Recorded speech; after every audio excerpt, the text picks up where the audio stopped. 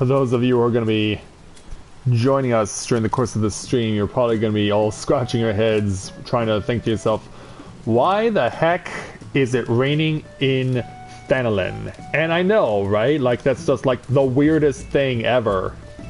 Like, the weirdest thing ever. And so, yeah, I was actually intending to start about 15 minutes ago. However, Lady Cynthia actually asked me to go pay visits to Tham's stream, because on Friday nights he always does the stream where he is playing a scary horror game, and during the course of the stream, if people donate to the stream itself and donate to support him, they actually will cause a jump scare to occur.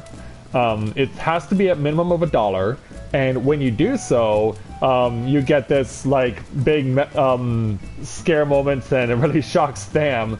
And you even get to add a little personalized, customized message as well to that to make it even more hilarious. But yes, yeah, Cynthia asked me to do that, and so together we did just that. So, greetings, people of the world. Matthia back with you here in Novaura Autism for another edition of A Day in the Life at Tales of Eorzea here in Final Fantasy XIV.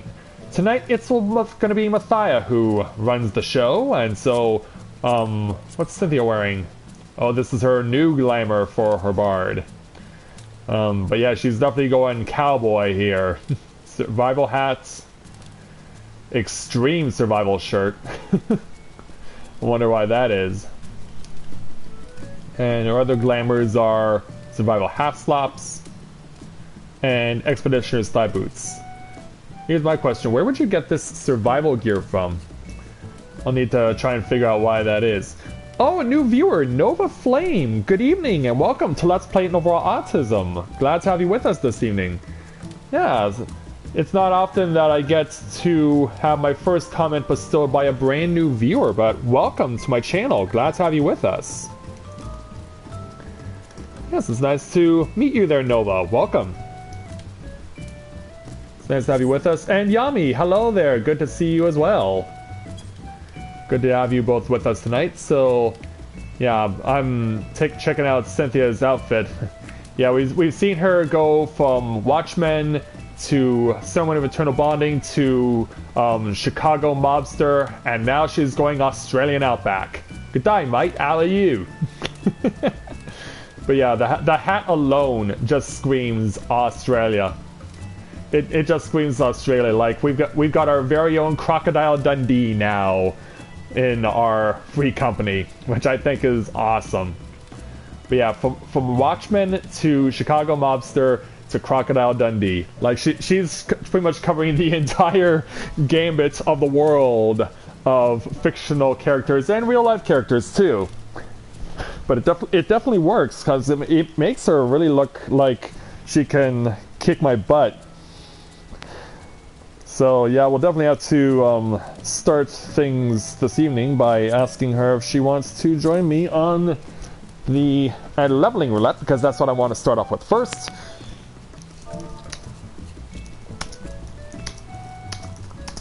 Come with me on leveling roulette.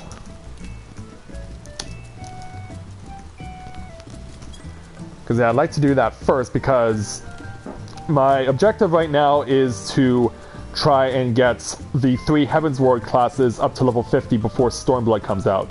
I'm hoping we'll be able to accomplish that sooner rather than later, and it'll be nice if we can actually pull it off. Hey there, Miguel. Good to see you this evening. Glad to have you with us. We'll go ahead and invite Nia. Meanwhile, I should change from my standard Dragoon outfits, and we're going to go Machinist. Now, my Machinist has now gotten to level 33, so we're up to a pretty good start on that. I want to invite Tomo, but I think I'd rather have Tomo do tanking, to be quite honest, because I want to level up my Machinist, and I don't think Cynthia has a tank available. Tomo, do you have a tank that you can use?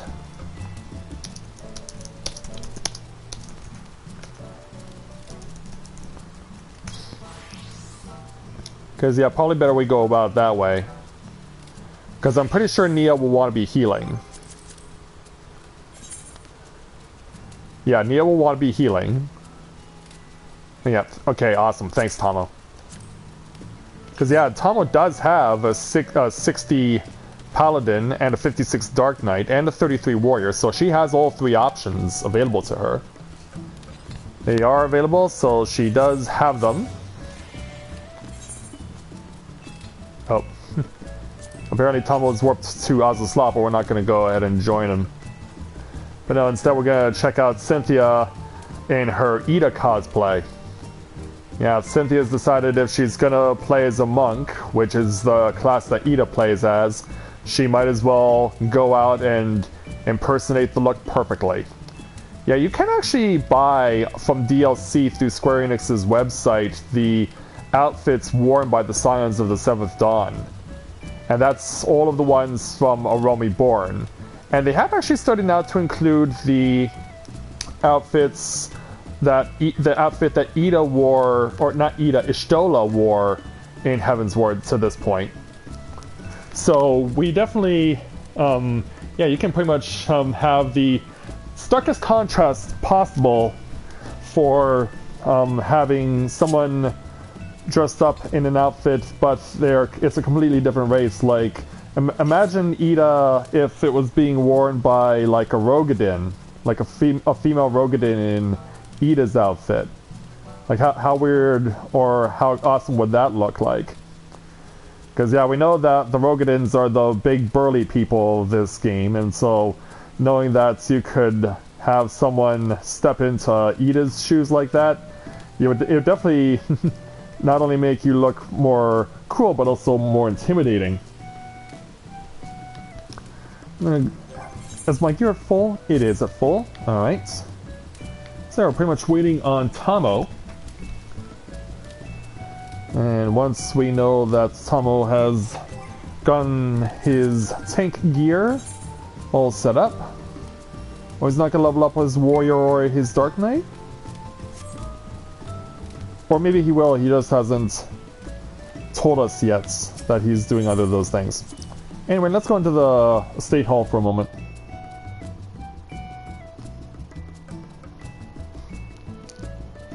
And we'll go ahead and check out my retainers.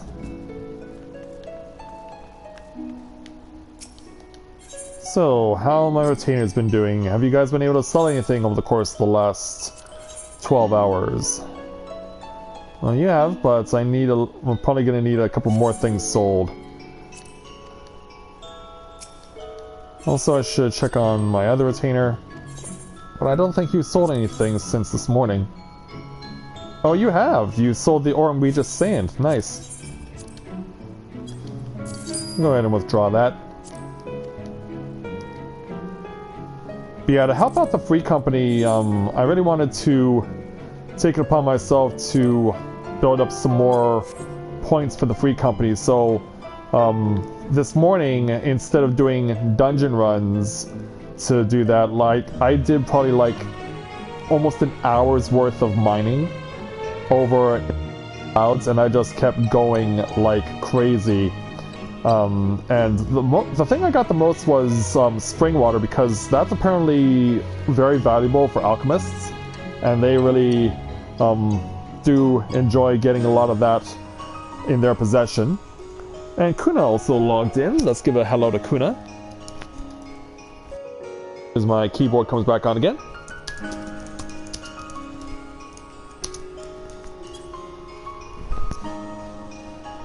Also, I should point out as well, for those of you who have seen my Heavensward Let's Play to this point, specifically episode 117, this outfit might look familiar to you. That's because I've put on for my glamour the Go-Go Posing Ranger's Black Ranger outfit. I actually have been doing that while I was leveling my Bard too. So I figured it makes sense, if I'm going to continue to use this glamour as a DPS, that I'm going to start doing the same thing for my Machinist. But yeah, it's a shame you can't dye the bandana, the infantry bandana. This is a level 32 headband that you get from Brayflox's Longstop, but unfortunately it can't be dyed. It's color green. Like, I'll show you, like, Stuff that's in special gear from dungeons that's highlighted in purple, that stuff can be dyed. Obviously jewelry doesn't count, but the boots that I'm wearing definitely would count. But all the stuff in green cannot be dyed, unfortunately. I hope that's something that they change in Stormblood, because that would be really nice. So about that, tank gear from Vendors is expensive, but you have some warrior stuff. Alright. Yeah, actually that's what I was hoping you would do. But yeah, with our lowest level being 32, that means the highest place we can get is, would be Brave Fox's Longstop, as aforementioned. Okay, so with that in mind, I want to go ahead and use a battle manual, because doing so will give me a little extra experience. Those things can be obtained by doing the squadrons over with your Grand Company. Okay, so are we all set then?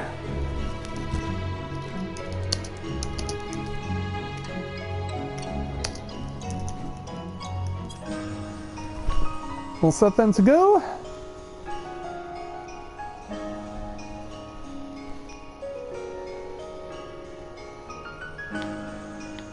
Yeah, I know sometimes Cynthia steps away from a keyboard. Just want to be absolutely certain. But yeah, I think she's just showing off in her Ida cosplay. But I think we're satisfied, so let's go ahead and take on tonight's leveling roulette. Hopefully, unlike the last time that I attempted to do a leveling roulette with a full party for my free company, we will not get Ifrits. That would be nice. If we don't get Ifrit, I'm happy. If we don't get Ifrit... Sometimes I should just shut my mouth, you know that? Sometimes I should just shut my mouth. Alright. Very well. Alright, game you troll. Yeah, second time I decide to go for a leveling roulette, we once again get drawn with Ifrit. Like, game, you are so cruel right now.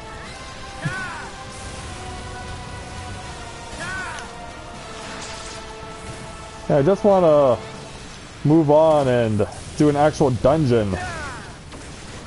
So yeah, once we're done here, I'm going to have us go to Brave Fox's Longstop. Because there is no reason why we should be here. Like, why are these things happening in live streams? So unnecessary.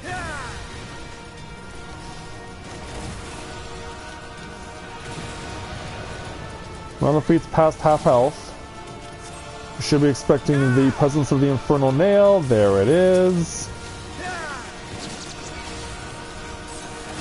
So let's start taking it down.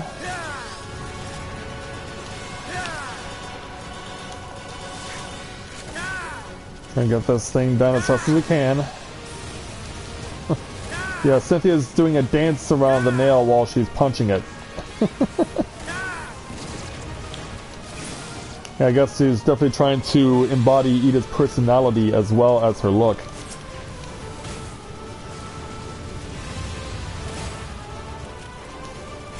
Alright.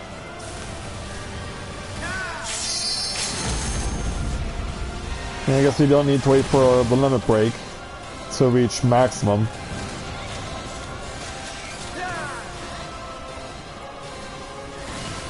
But I know we will be expecting Radiant Plume.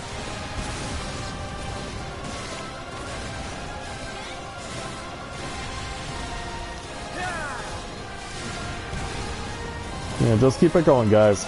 We've got this. And boom, victory is ours. Yeah. So now that that's done... Yeah, what a troll move.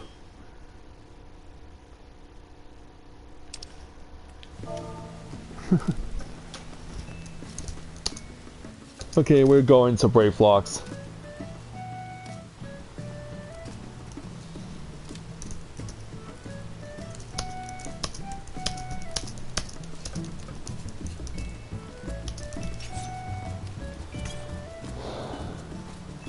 Yeah, because we might as well do that, because there's no reason for us to get a 3-minute roulette for purposes of leveling.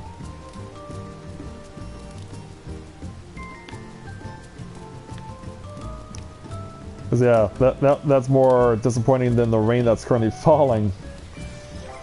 Alright, the group is in unanimous consensus, so with that in mind, let's go take on the level 32 dungeon, Brave Fox's Longstop. Yeah, one way or another, we are going to get the experience we need and deserve.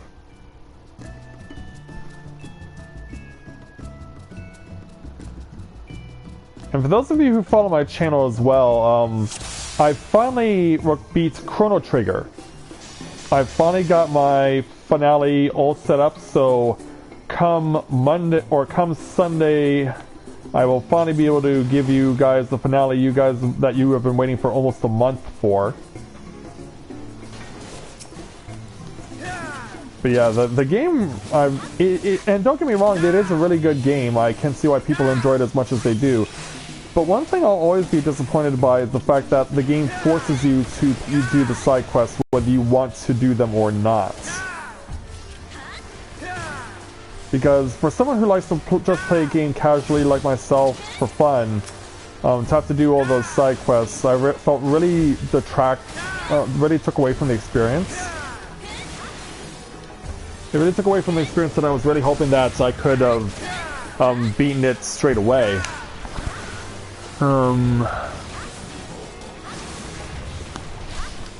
Yeah, sorry, I had to check your comments there because notifications were popping up on my screen and they were overlapping on the comments section. But now that that's fixed, we can continue.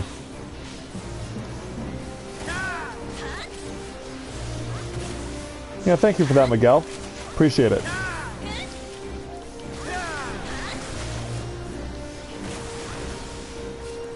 Yeah, the one thing that made that journey to try and beat Lavos so frustrating was the fact that when I tried to fight him the first time, he has this move that you try and use it on him, and he one-shots you. And I was thinking like, oh no. And when I attempted it the first time, I was thinking to myself like, am I going to get some sort of saving grace? Am I going to be given a full restore by something or someone, and I'll be given a second chance wherein Lavos is made weaker? But no, it didn't work out that way. And that was back on New Year's Eve, keep in mind. Keep in mind that was back on New Year's Eve. And when that happened, I was thinking to myself, oh no, I have to do these side quests, and I didn't know how many I was going to have to do, too. That was perhaps the toughest thing to deal with, was like, how many of these side quests will I have to do in order to give myself a fighting chance against Lavos?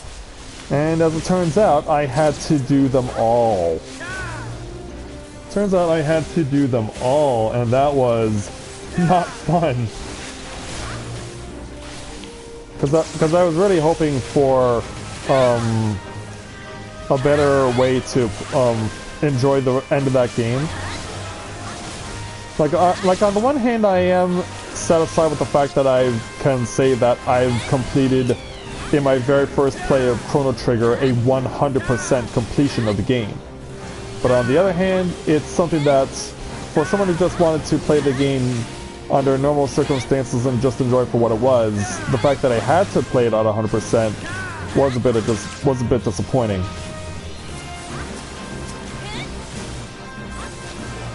But I'm glad to have it past and now behind me, and so now I'm looking forward to seeing what else I can do as far as Let's Plays are concerned. I already have 3 in mind, because I want to take a break from RPGs as far as pre-recorded content is concerned. Of course, I'll continue to do my live Let's Play of World of Final Fantasy. In fact, I'm planning on doing that tomorrow.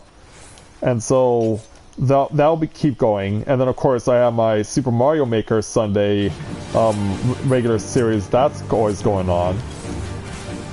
But I have 3 games that I have set up that I would like to do for Let's Plays. They're not long, and they are platformers, so just to switch things up a little bit, to do something a little more, to bring a little more variety to the channel. Plus I also have something else in mind also. I also have something else in mind that I would like to implement. And why am I only attacking the pelican? I thought it was attacking the birdies. I thought it was attacking the little birdies. Yeah, the game will sometimes do that to you.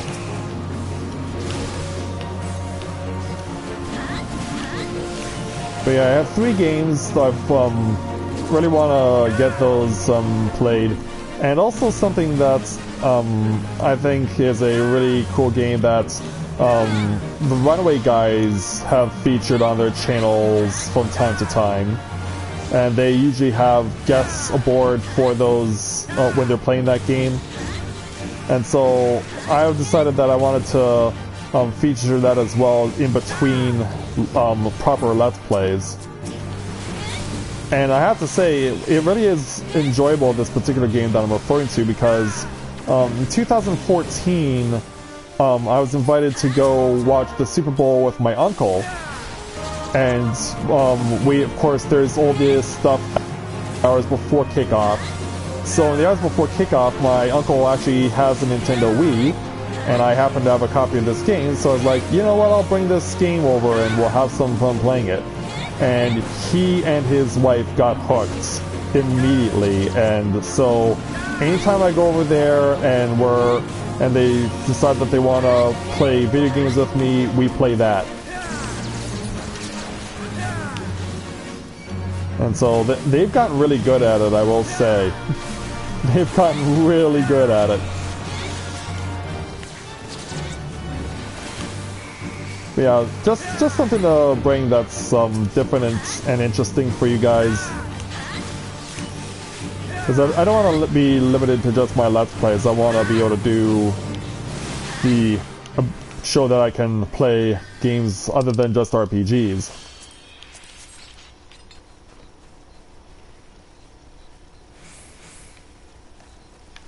Okay, time to follow Brayflocks. Oh, actually, no, that's not Brayflocks yet. But if nothing else, we'll draw him over here to us. Nothing else will draw this guy over to us. Just so that the Goblin Pathfinder doesn't die.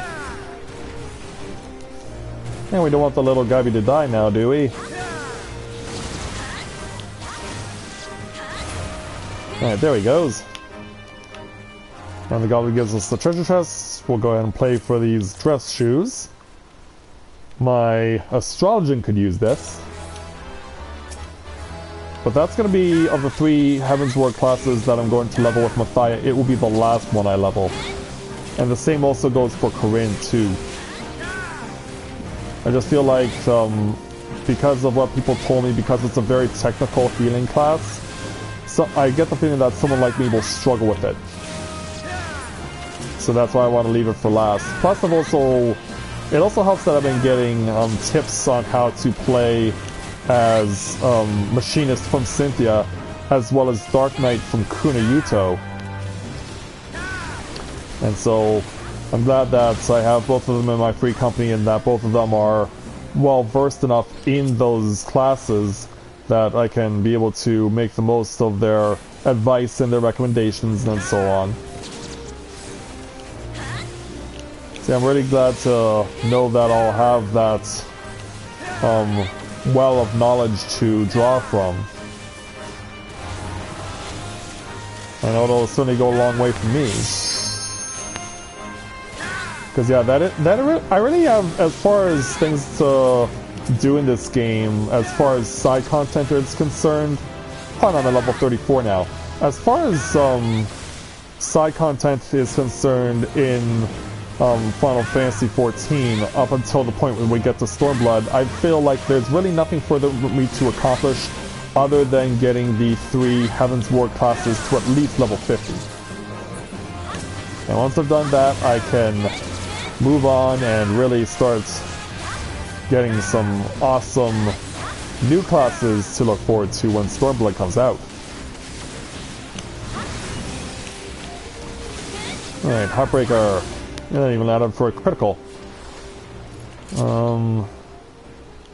Okay, there's where that is. Are we gonna get them all? Yeah, looks like we're gonna try and kill everything. Which I don't mind, to be honest. I mean, that's more experience for us, so who can complain?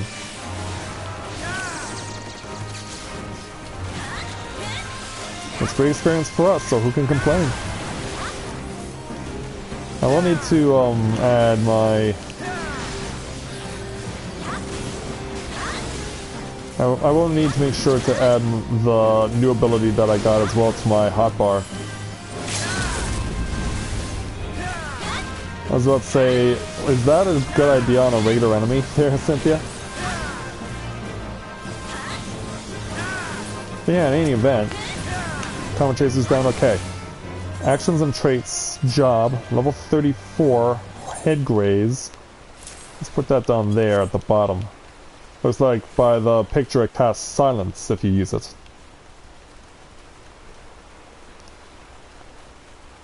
We're gonna go after them all? Yep. Lead the way. Yeah, cause yeah, the Pathfinder's already taking quite a bit of damage.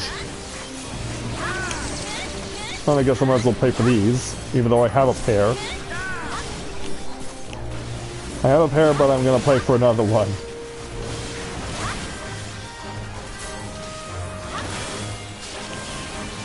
But yep, that's exactly what it says it does. It casts silence.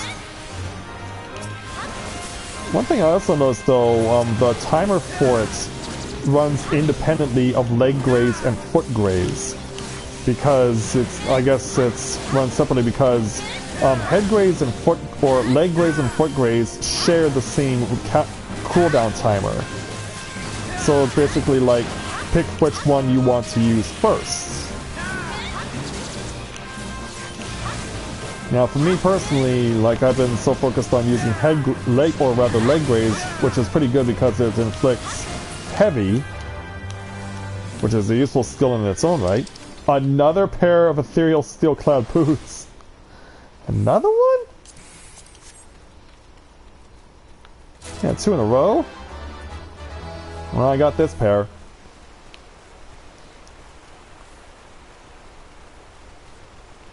Alright, time for the Inferno Drake.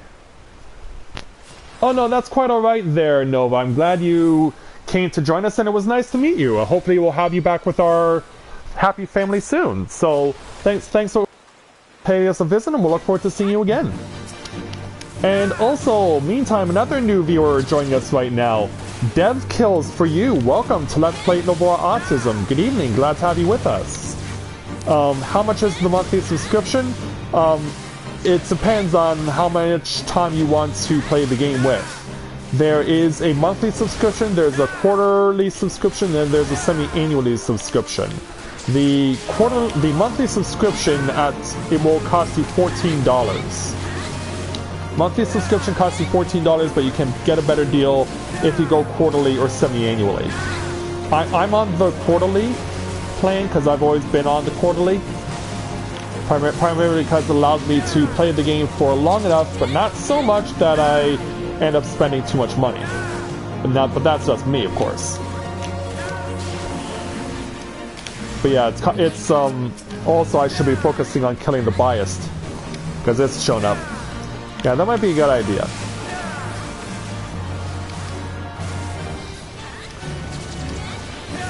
But yeah, the game, the monthly subscription at most will cost you $14 a month, but quarterly and semi-annually will give you a better deal.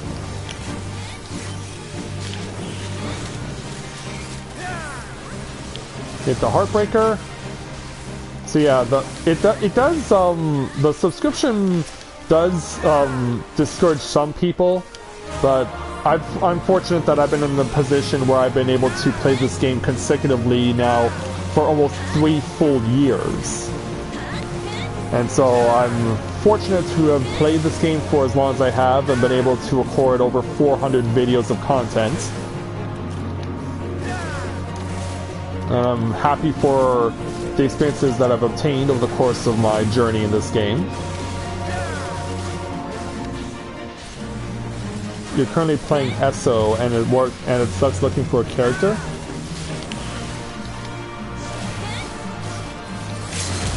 Could you elaborate a little more on that? Their devs, and try and help me understand what your concern is. Like, is the character customization not to your liking, or is it does this feel like a Final Fantasy game? Well, it definitely stands out in the fact that it's an MMO. The game definitely stands out in the fact that it's an MMO, and that's definitely something that helps it to stand apart from other Final Fantasy titles. But yeah, a lot of the other elements are still here. Being able to fight in a party, all the elements are here as far as past Final Fantasies, like names of people, creatures. There are Moogles and Chocobos, just like in any Final Fantasy game. There are variations of the beings that have been known throughout the years as Espers and Eidolons and Guardian Forces. But in this game, they're actually the villains. So people like Ifrit and Shiva and Ramu, they're actually villains in this game, and so you actually have to fight them in various battles over the course of the game. I know it's not something that everyone looks forward to, especially knowing that they've been used for benevolent purposes for such a long time within Final Fantasy. But in this game, it doesn't work out that way. In this game, they are part of a wide variety of bad guys. Yeah, they're not the only bad guys, but they are part of a wide cast of characters of villains that has been featured throughout the time that this game has been in existence.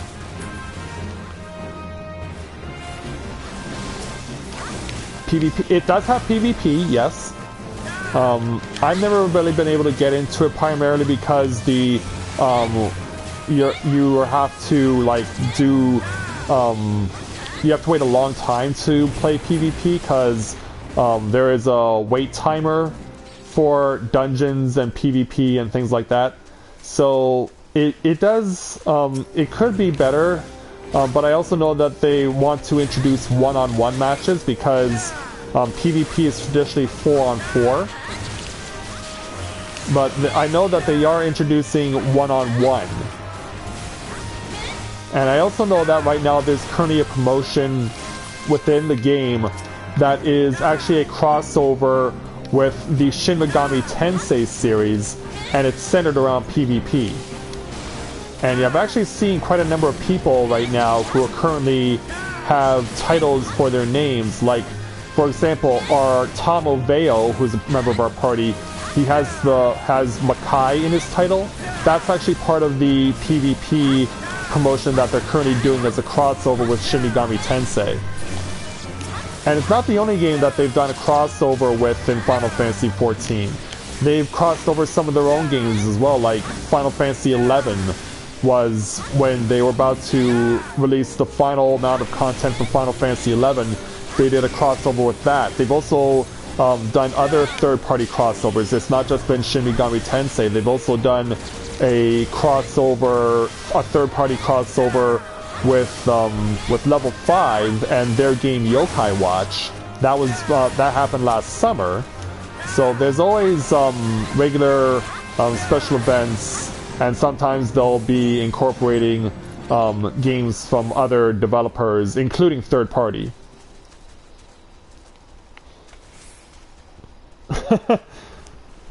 Fighting Ifrit is something you want to do, Dev?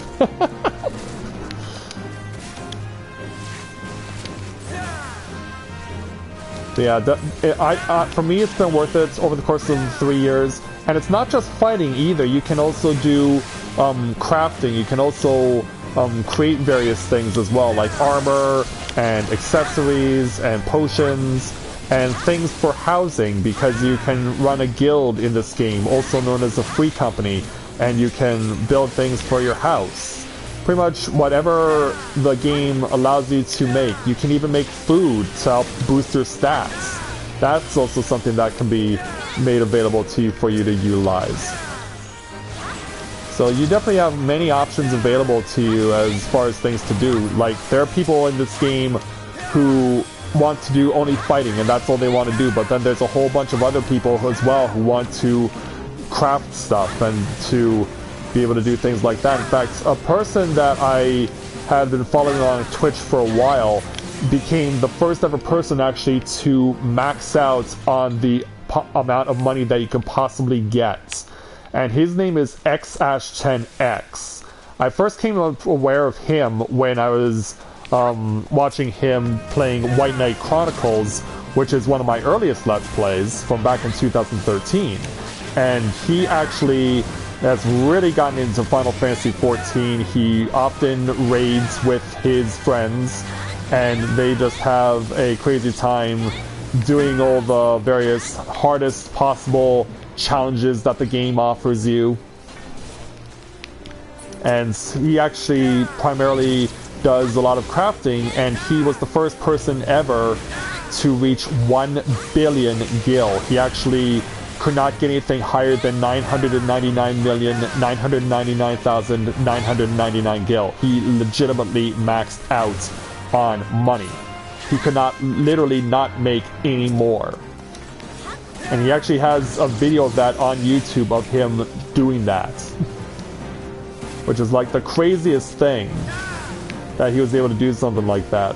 And my props to him for having the time and the drive to put in that kind of level of commitment to do something like that. Like, it just blows my mind that he was doing that. Does it have Knights of the Round? Well, it does actually, but they're also the bad guys in this game. They're also bad guys here.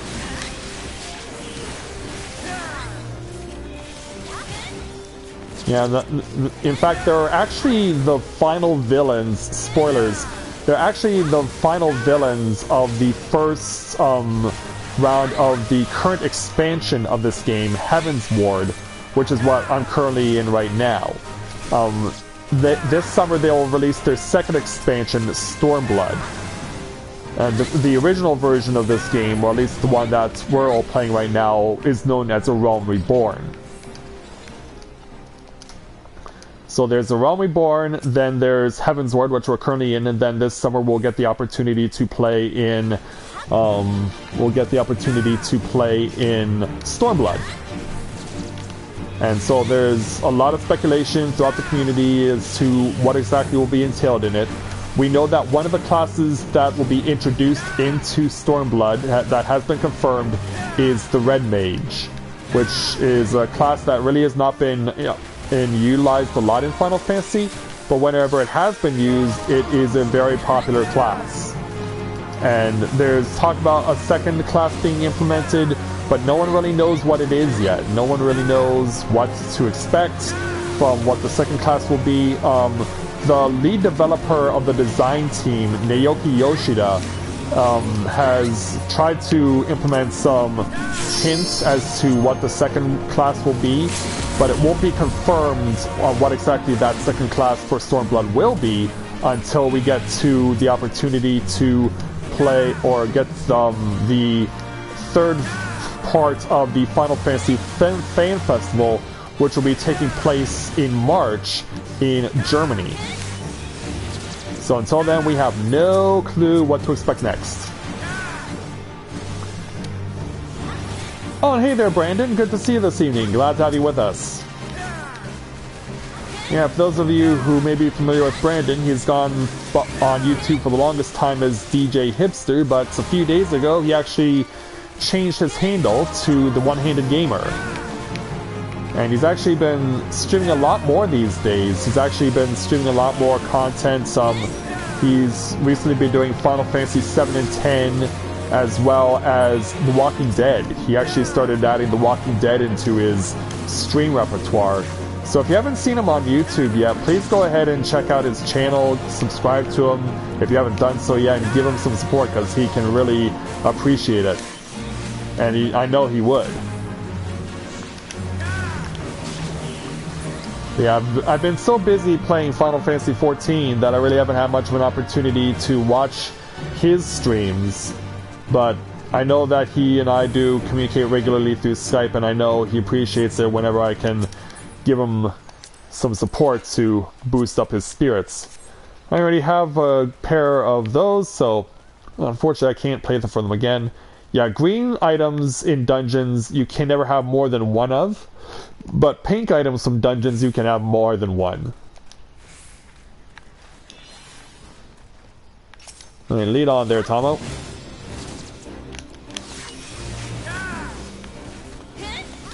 So yeah, there's going to be a lot of things going on over the course of the next few months.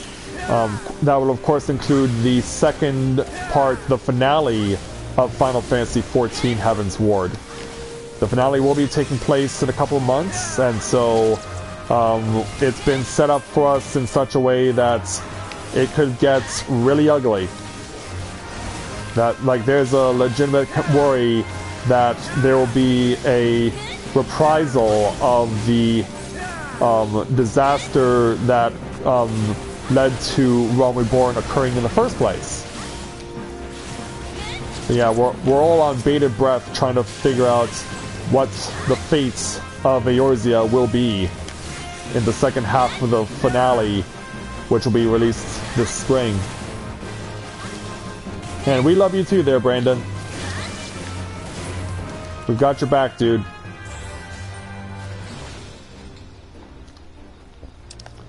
What was that? Oh, it's Cynthia getting to 34. Alright, awesome.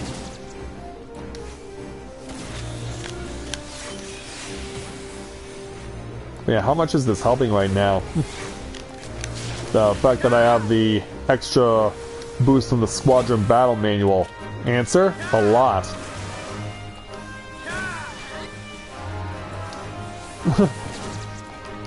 The Knights of the Round are something worth killing.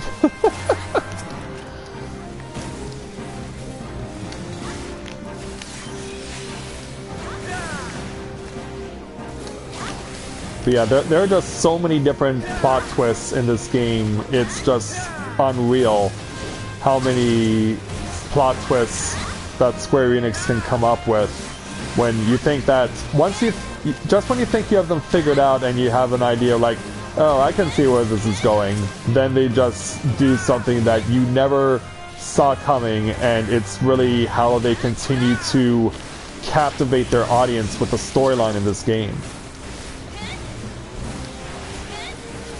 Because it's never smooth sailing at any point, no matter how much you may think it may be at some point.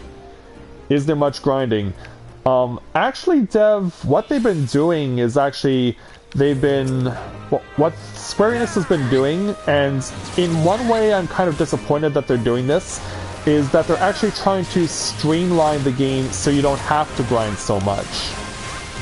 They've introduced various systems and various dungeons where you can minimize grinding, but what it takes away from as a side effect is that a lot of the side quests that you can get to go on will allow you the opportunity to get some equipment for free, so you don't have to go out and buy it. And that can be a big deal when you're trying to make your character as strong as possible. It is something that I do wish that they would perhaps do better on. And also, as well, they've also giving... When you create your default character, when you create your character, one thing that they did not do for the longest time was set you up with accessories. You just went in with the clothes on your back. But now they've set it up so that you not only do you have the clothes on your back, but you also have a set of accessories to wear right out the gate for default. So they've done that. Something else that they've also done is that within the context of the game, for you to get stronger with the warrior class that you've chosen, every 5 levels within A Realm Reborn, and then every 2 levels within Heavensward, they give you an opportunity to gain new abilities. But at level 45 on the warrior ability on the warrior class that you've chosen for yourself, at least within the context of A Realm Reborn, they give you the opportunity to get a specific set of gear that is specifically intended for the warrior class you are playing as. So, and each of them has their own specific effects and advantages and disadvantages. They also have, but what they did last year is that as a way to help streamline the process for getting gear, they gave you 2 versions of that specific warrior gear, so that you could actually have, as far as visual concerned, a similar set of gear that looks almost exactly the same, but stronger. So it's one of the ways that they've helped us streamline this. In fact, I'll even explain to you guys what I'm talking about once we're done in here. Once we're done in here, I'll explain what I'm talking about.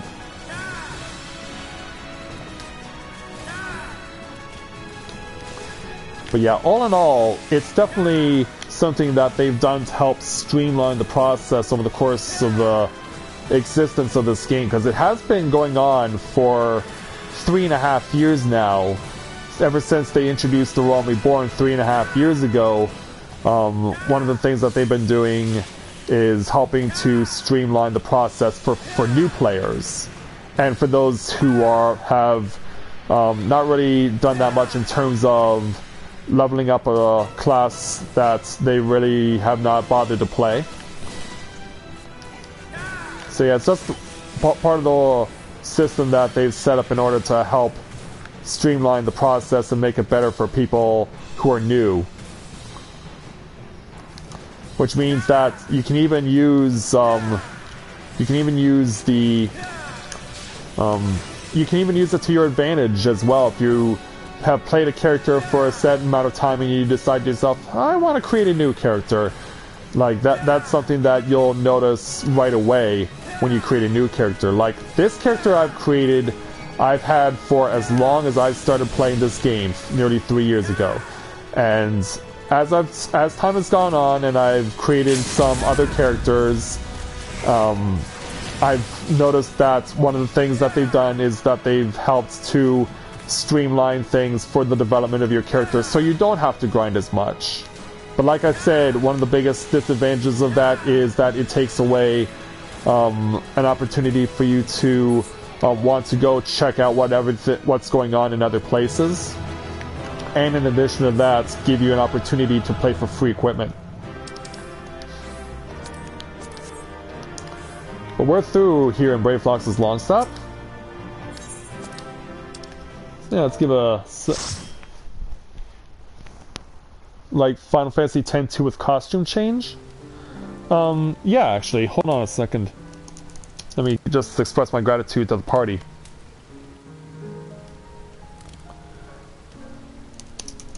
And yeah, there are a whole bunch of outfits that you can wear. There are a whole bunch of outfits you can wear. Like, I'll give you a demonstration. My main warrior class in this game is Dragoon. And so when I play as Dragoon, they'll give me an opportunity to play for a specific set of armor. And so when originally done, you would get something like this. Now keep in mind, let me stand out here in the light so you can... Actually, I should probably go inside so you guys can see it better. But yeah, what the outfit I'm... The default outfit for a Dragoon that you get to obtain when you're at experience level 45. So this is what it looks like. I've dyed it silver for a while. I should probably change it back. But yeah, this is what the default armor for a Dragoon looks like at experience level 45. When it's presented to you, it's actually black, not silver like I have it here. So just imagine this suit of armor if it was black. This is the default armor that is bestowed upon a person who plays as Dragoon and completes the challenges at experience level 45. Now, since last year, what's happened is that when they give you this suit of armor, they also give you this suit of armor. So it's basically the exact same thing, but this one is default colored blue, and you can't change the color on this suit of armor. It looks like this all the time. So this is what is like an explanation of how that works. So, and what I really like about it is that it's inspired by Cain from Final Fantasy IV. If you've ever played Final Fantasy IV, this is an outfit that is similar to what Cain would have worn in that game. And speaking of, that brings me to another thing that I should point out. Paladin. Because this outfit is similar to what Cecil would have worn after he was no longer a Dark Knight and he purged that part of his life from himself. So this is what it looks like. So this is what the Paladin armor looks like. It's basically another variation of it. The original version of this, when you're completing Paladin at level 45, is all white. But when you get to level 50 and you get all the parts of the armor, then the main part has blue in the middle. But yeah, blue looks really nice in this game. I really like the way that they've incorporated that into how everything looks. Now, one thing I'll also point out as well, you mentioned the costume change. One of the things that you can also use, because this is not how this armor is supposed to traditionally look like the one I'm currently equipped with. You'll notice that I have here, notice the screen on the right that has the description. It says Prototype Alexandrian Visor of Fending, and then it says Valor Coronae, and it has a plus icon next to it. What it means is that this particular piece of armor has been altered with what's known as a glamour prism. And a glamour prism allows you to change the look of one piece of equipment that you're wearing to make it look like something else.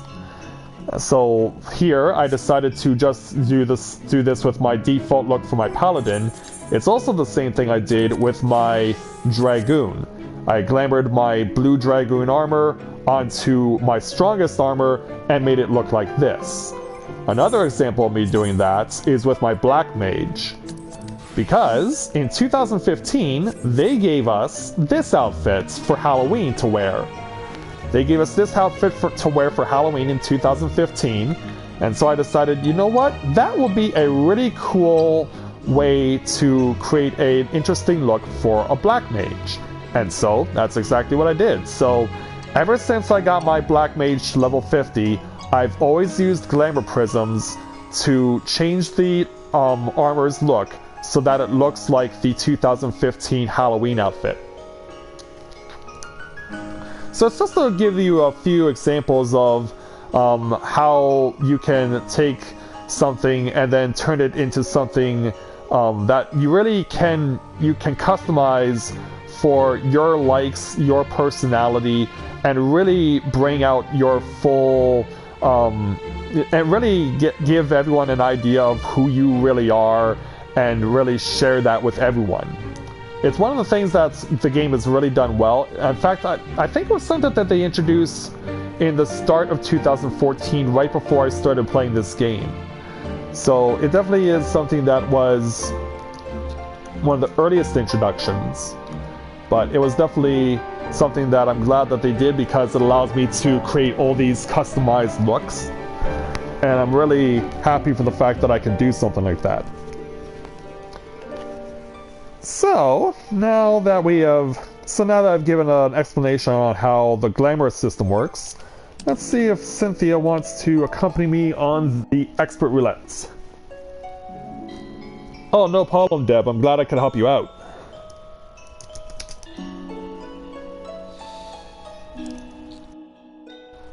So yeah, let's see if Cynthia wants to do the expert roulette.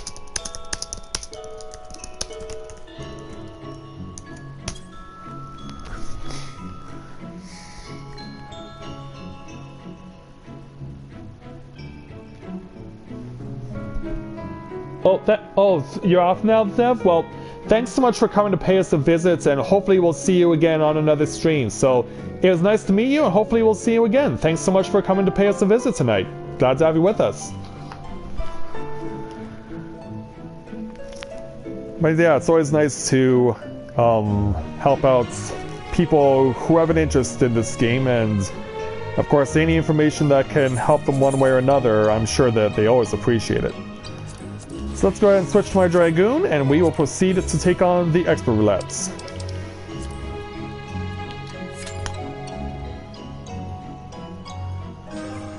Now, what is my Wondrous Tales like? Oh, I should check that off, I guess. Yeah, I do have that on there. Would be a good idea for me to make use of it.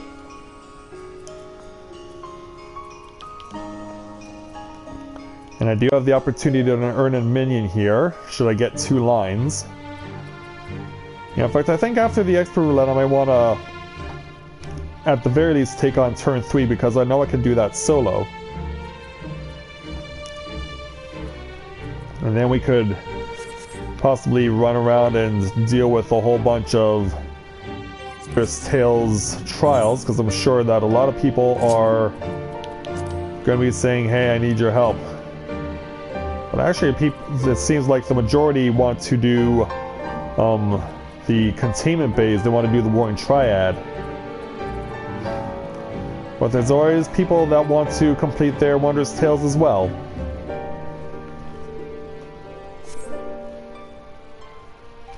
I will say this though. I want to find out which of you guys have seen the video that I put up yesterday, which was the stream highlight of me playing as Corinne and actually killing the bad guys, killing the first mini-boss, even though our entire party had died.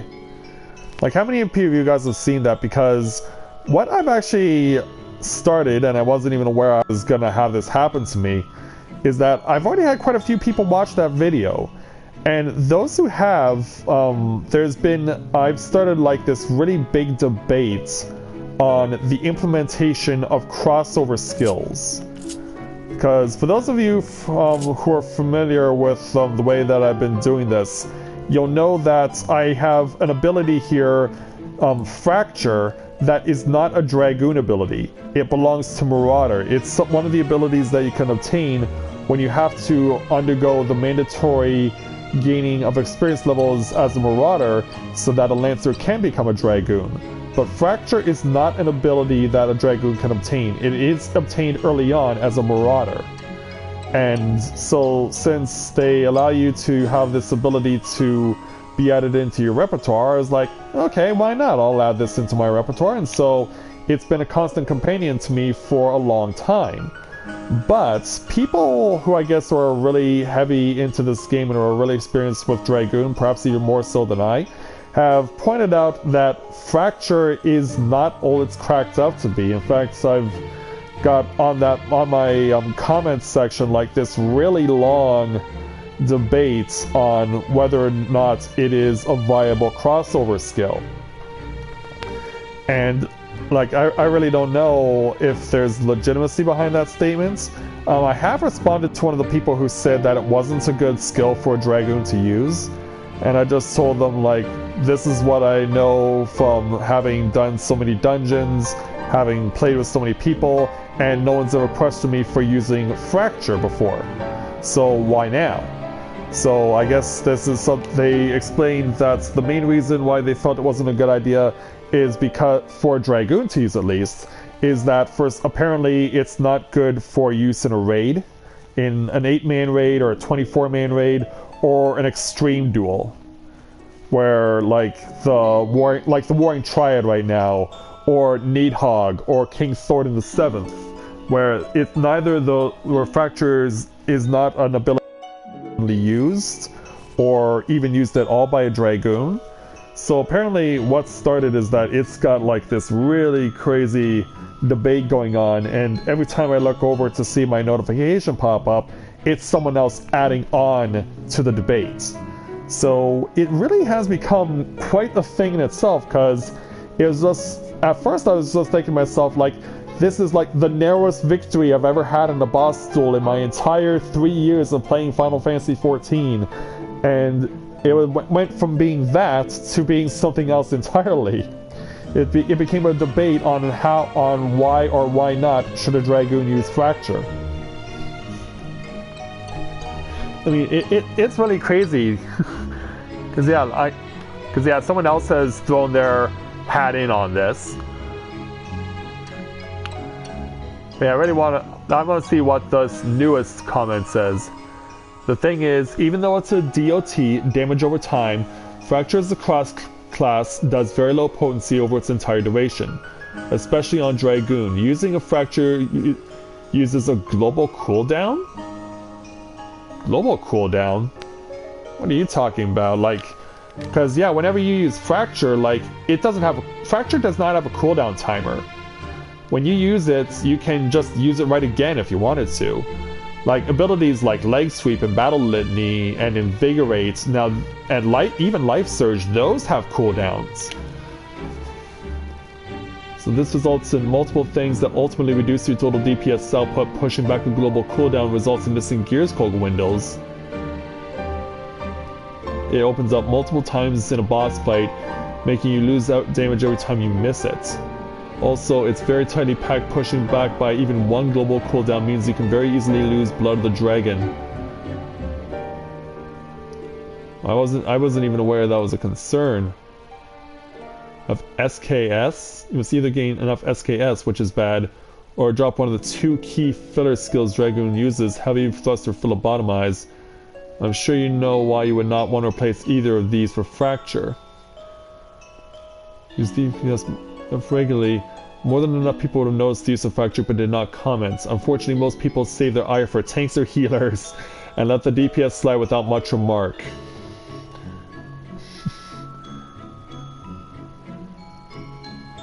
Draw here has a place on Monk though. Yes, and the debate rages on. And the debate rages on.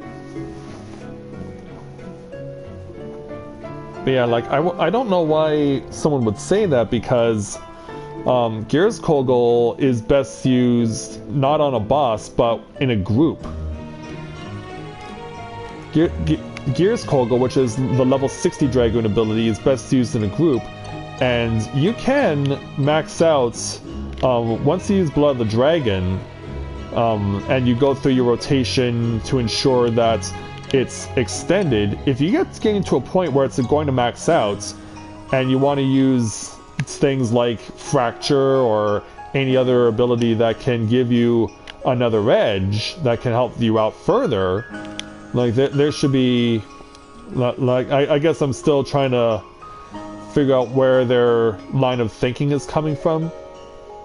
Like, I'm not going to change from me. I'm going to continue to use Fracture myself, because for me, it's been something that I know I've been able to rely on, and for me, it's like, if it's not broke, why fix it? But yeah, I was never expecting to have such an avid debate on my channel on a single ability that I use that's not even a default ability for a Dragoon. That in itself just blows me away, that I've caused this much, that I've caused this much of a stir among people that they say, no, you should not be using Fracture.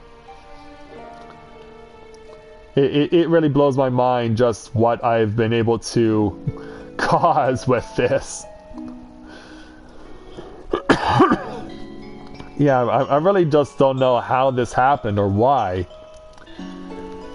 Because like I said, it was just intended to be a reason for me to show off an insanely narrow victory. And instead it's descended into this.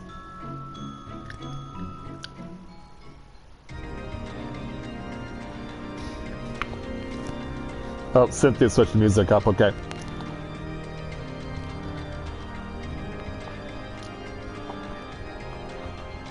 Right.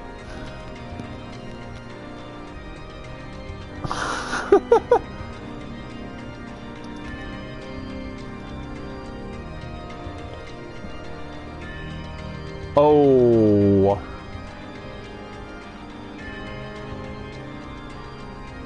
Oh, not one but two. Ouch.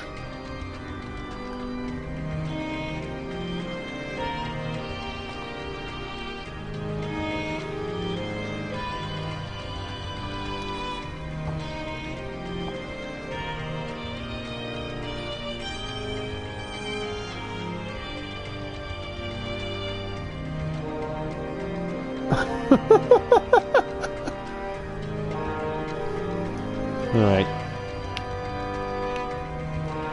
Still waiting on... Still priority 22, Cynthia and I, for getting a roulette. While I'm waiting, I should make a run to the gold saucer, because I haven't done that yet today.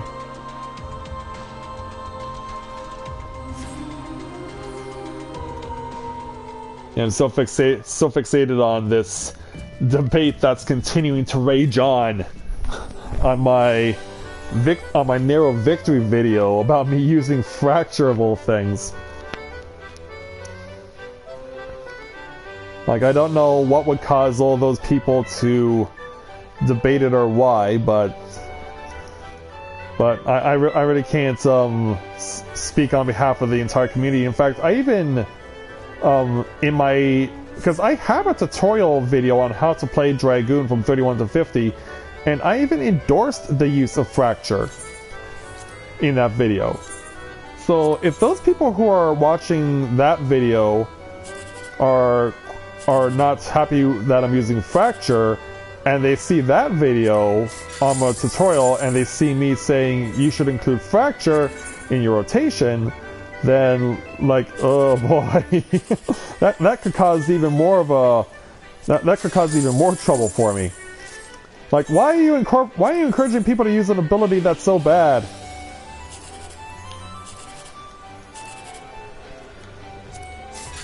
But yeah, that would definitely cause me trouble. That would definitely cause trouble for me. Okay, so yeah, here's today's cast of characters also getting tickets, including this one who's wearing glasses. I've always wondered though, like, on a Mikote, like, why would the glasses be worn normally?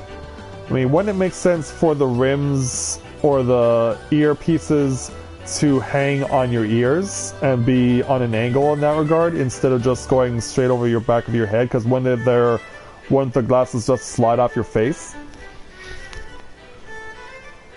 It is one of those weird things that I can't help but point out. It is one of those weird things that I can't help but point out.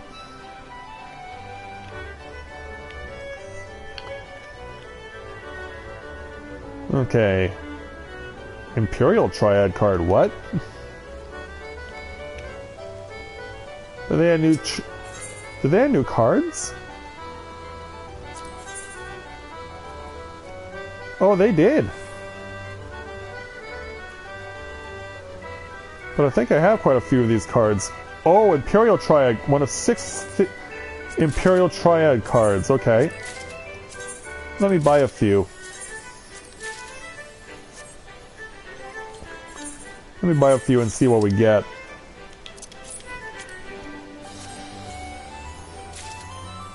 A Magitech gunship. Ooh. Next, Sky Armor, which is better because it's a 3-star card. Oh, got another gunship. Armored Weapon, which is a 4-star card. Oh my. Yeah, I think we scored.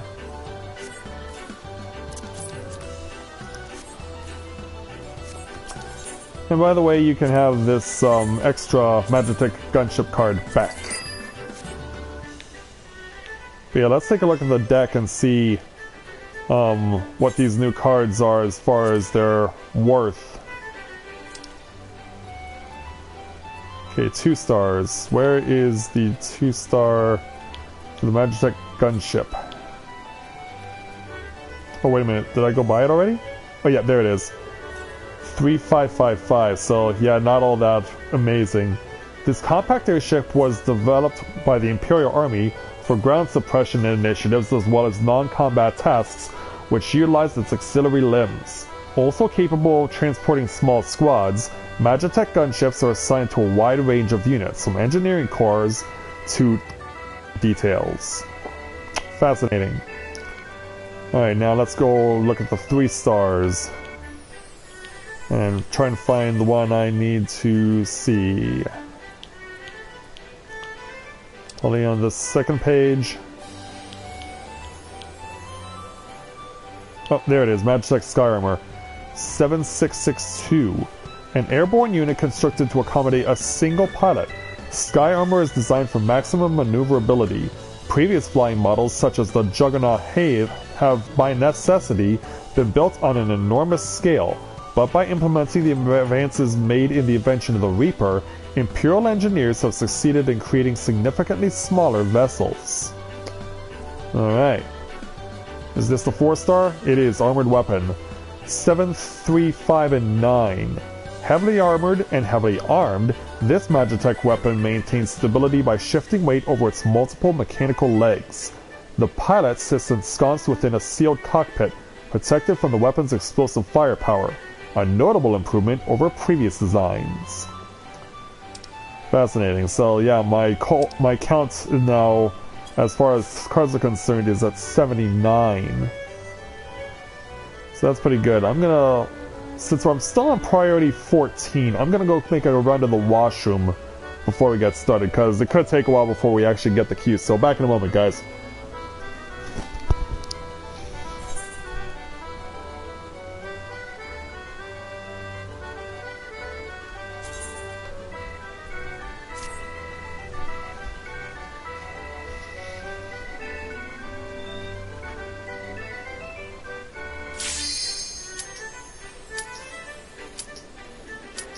Crap. Oh, I heard that.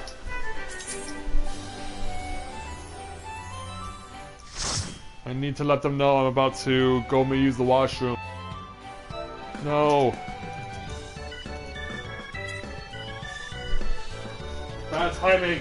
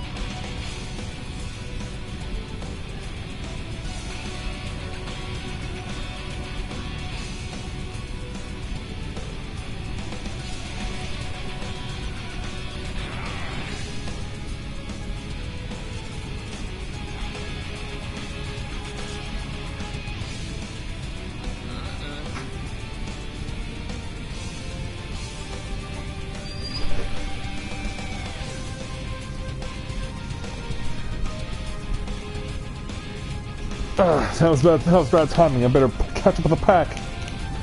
They're kind of expecting me. Oh, they never moved. I was like, oh, these guys are already way behind, way ahead of me.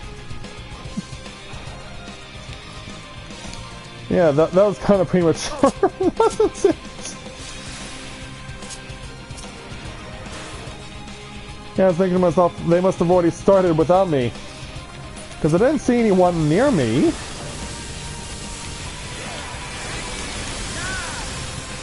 Yeah, that's hilarious. That's hilarious. I thought, oh crap, they've already started. Turns out they never did. They actually waited for me. The tank was actually, the tank actually waited for me. I'm grateful that he did.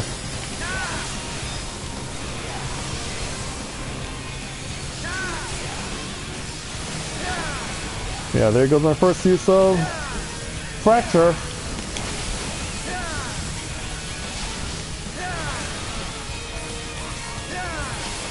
And aren't you supposed to be facing over the other way?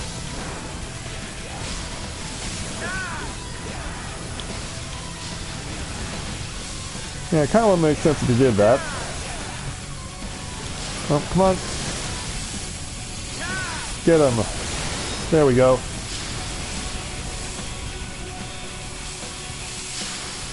Right, next. There's a nesting Anzu. Enemy acids. Hope you're gonna pull straight through. Alright. Yeah, sometimes you never know what a tank is thinking until they actually do it. What I do know is that the Anzu I attacked too much.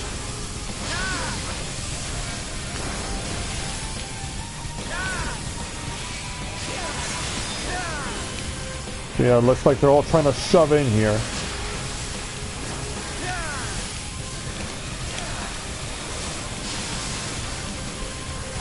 Yeah, let's let it loose with Gears Kogel. But yeah, I'm so used to using Fracture, like I don't see myself being weaned off it anytime soon. Because they give you all these abilities to use, and I don't want to waste any of them.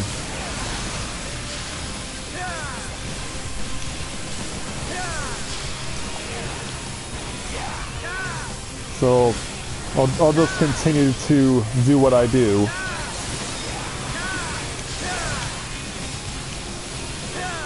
Cut right through. Kill that Chichu. Come on, kill it. There we go.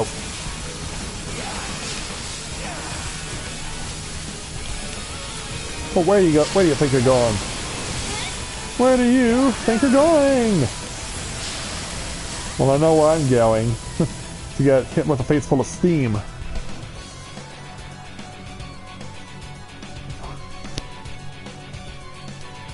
Oh, hey there, Skylar.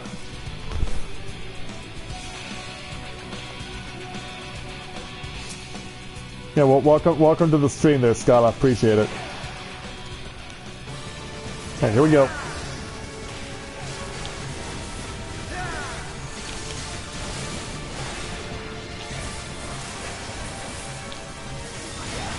Do a little battle into the field. Trying to avoid damage as much as possible. Life surge it up. 59, 57. Now where are those inflammable fumes going to come from now?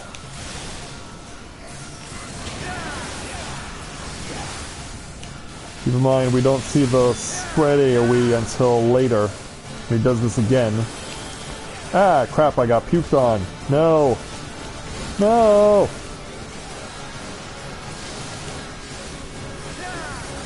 So yeah, here's a free use of Gears Kogel.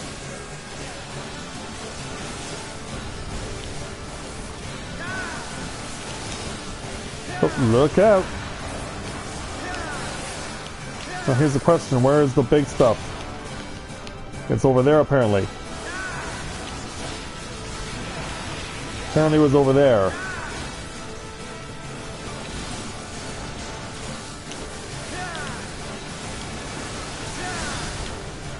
Ooh, that was even better.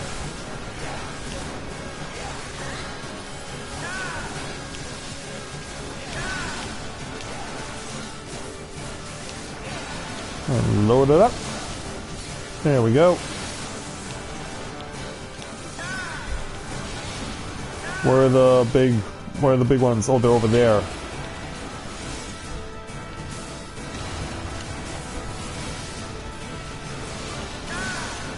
They're both over there.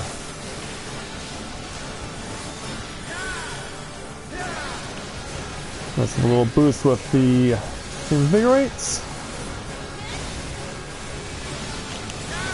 And I'll also top myself off on Blood of the Dragon because I can. Why not?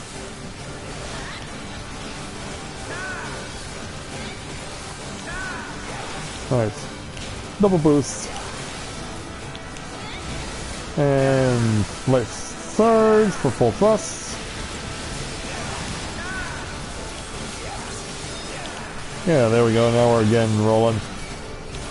And this guy's almost dead. Down he goes.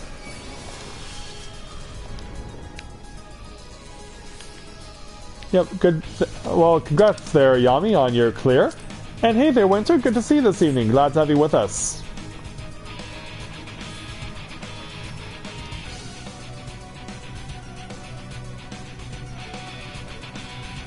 Yeah, glad to have you with us there, Winter. No, we just finished the first mini-boss of the hard mode of Somal. And we got a tank that likes to do a lot of pulling.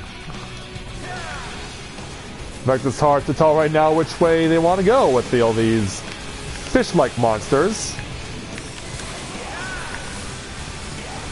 Stay away from that move. We'll take that. Whoa!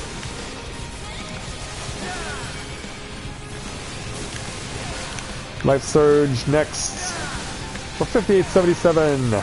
Keep that Blood of the Dragon going.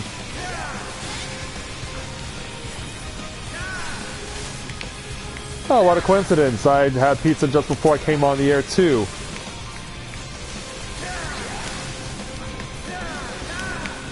Yeah, there's a place where I live where the pizza's like a really good value and it's also really good.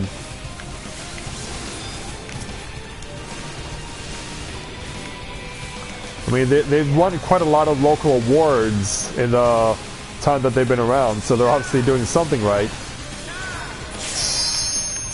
Well, so much AoE. So much AoE.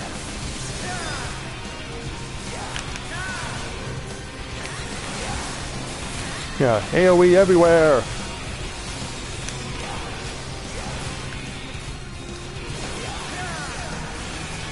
Yeah, just keep it going, guys. We're doing great.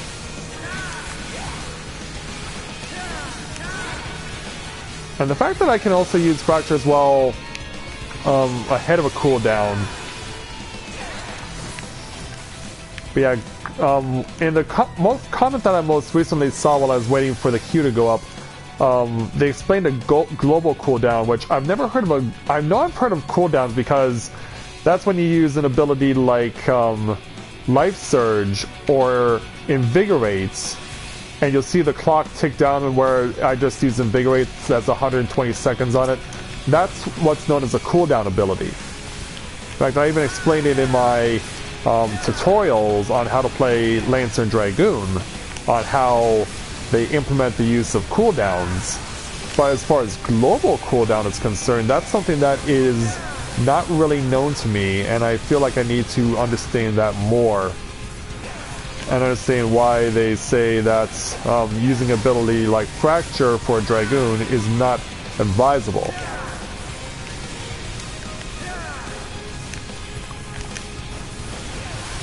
Yeah, we've almost got the giant netherworm down. There he goes. But yeah, I imagine that debate will be going on for a while still. But yeah, anyone who looks at that video and plays as Dragoon will probably also throw in their 2 cents.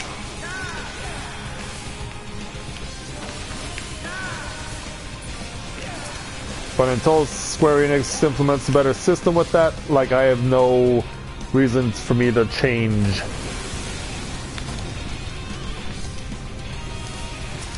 Oh, hey there, Anime. Good to see you this evening. Glad to have you with us. Yeah, the last time we saw you, you were talking about your little 7-kitten family there. A whole bunch of seven female Mikote.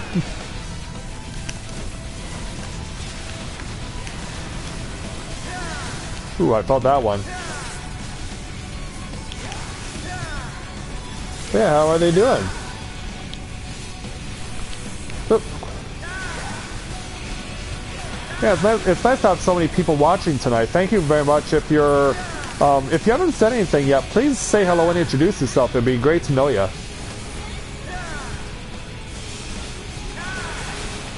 Because yeah, we've already had the opportunity to say hello to a couple of brand new people who have joined us for the first time. I mean, nice to get to know the rest of you too. Oh, I got the choker, alright. But I don't know if I necessarily need it on my paladin. And let's load up on Limit Break.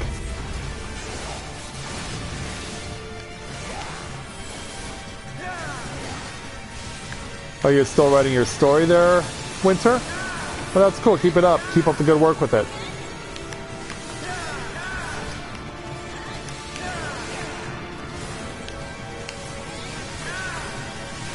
In the meantime, I'll continue to let it loose with my Dragoon abilities.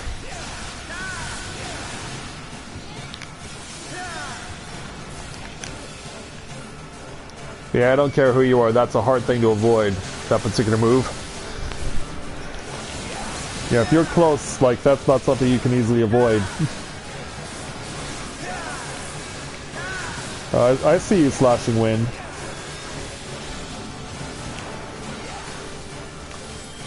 Well, yeah, I saw through that one. Good thing I did, though, as well. Was that me scoring 76-32 just now? If so, I'm happy with that. If so, I am very happy with that.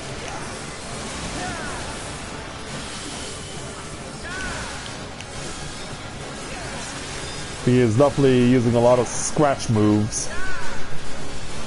Too bad he can't use them on a scratch ticket. Okay, not back, but not too bad. Need to wait a little longer for those cooldowns. I was going for a charge, but I can use my Dragon Fire Dive to get right back to him.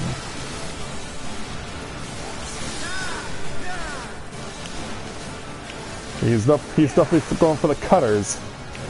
He definitely wants to cut things up.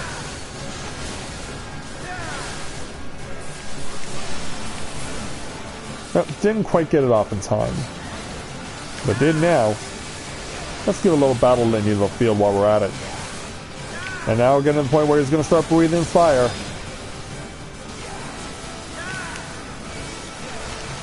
We reached that point in the fight now. Ooh, 71-68.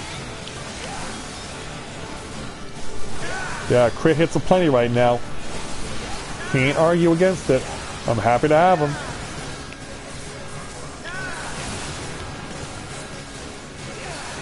Give myself a little push at the end. There we go.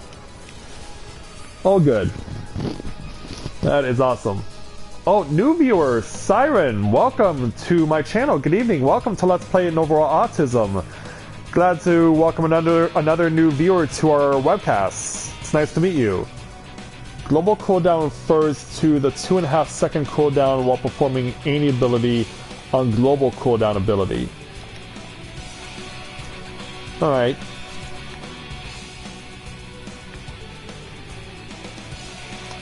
But yeah, as far as I've known, cooldown abilities are abilities like Life Surge and Invigorate, which I just used at the end of that fight. And the jump attacks, of course.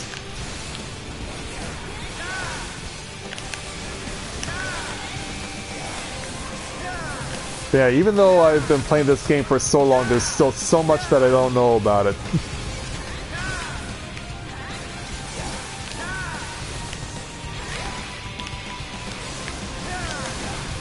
Oh, nice damage. That was definitely worth it to see those numbers. But yeah, that's like, you're like the third new viewer I've welcomed this evening there, Siren. It's nice to have you with us too.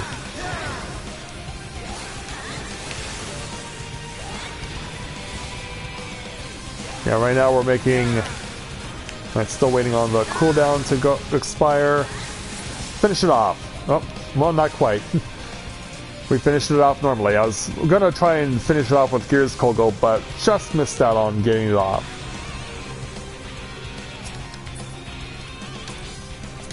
We're casting Bracelet of Casting, and we're getting ourselves the Blood of the Mountain.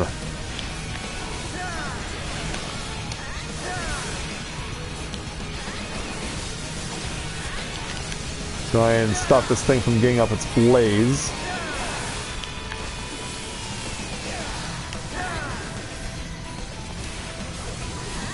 Well, so far so good.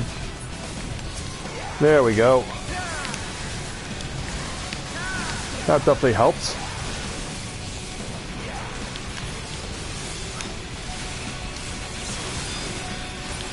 Now we can deal with crabs. Yeah, it's a shame these ones aren't edible, unfortunately. I mean, you wouldn't want to taste lava, would you? I know I wouldn't. Oh, I don't think I can get this one in time. Nope. Took my eyes off the prize for a moment.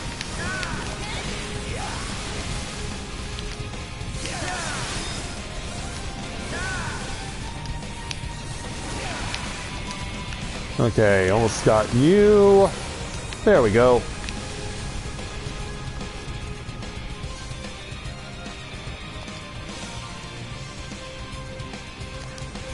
And yep, thank you there, healer. Well, that wasn't the kind of prize I was hoping for, but I'll take it anyway. Alright, let's get my Blood of the Dragon back in. There we go. Yep, yeah, give me that. Give me that. Ah, we killed it right there. Well, it's okay. It's a kill. A kill is a kill. It's not like it's not kill la kill. It's not kill la kill, but it's still a kill.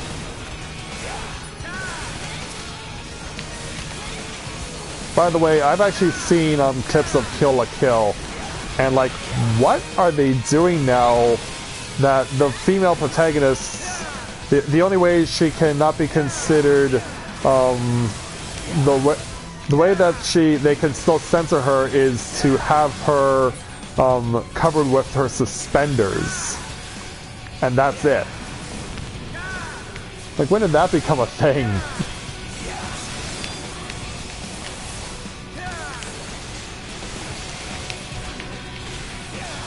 Like, I saw a clip of that and I was like, what?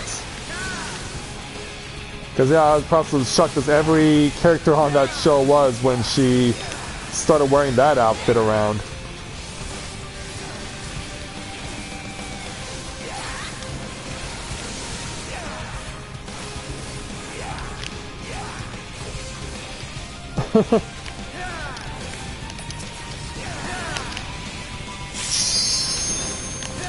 Oh, kill him off with the Dragonfire dive. Good. Yeah, my gaze was averted there for a moment. I can save my buffs for when we get to the final boss, which I believe is right now. Oh no, there is one more wave of opponents. There is still one more wave.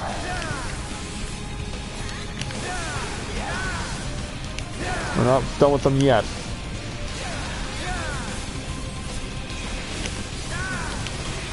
Build up on Life Surge. Alright, you're dead. Yeah, just keep stunning them. Just keep stunning them so they can't get this move off. But yeah, it's like they're on a continuous cast timer for that move. It's like they always have it on. Alright, well that time he did get it off. And I realized I didn't need to recast Blood of the Dragon.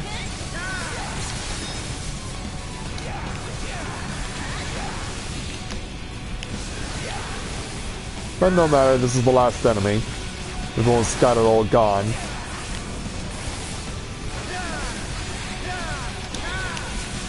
I probably should add my slow ability. That would be nice too, to let them know that I can do that also. Alright, time to fight the final boss.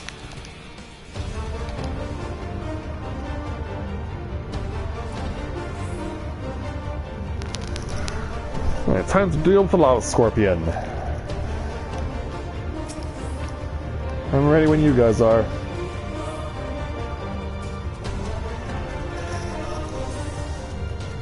Lead on.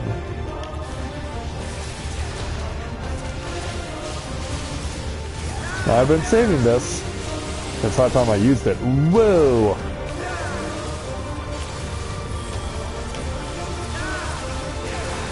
So yeah, let's start taking it to this Lava Scorpion. Whoop, run.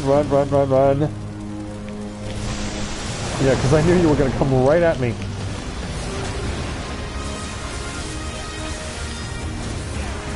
I knew you were coming right at me the moment I saw that marker above my head. I knew it was going to be game on.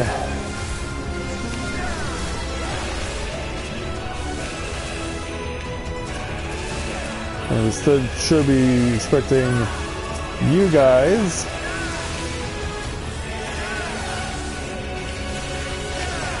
Yeah, get the claw out of the way because they have to go first, or else the field of play will be shrunk. Well, it'll get shrunk no matter what happens. But the less of it that does it that way, the better.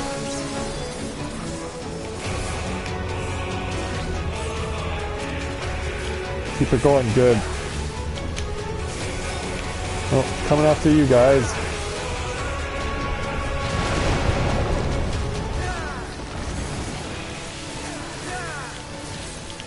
Little life surge. Don't quite have the cooldown yet. I can use this though.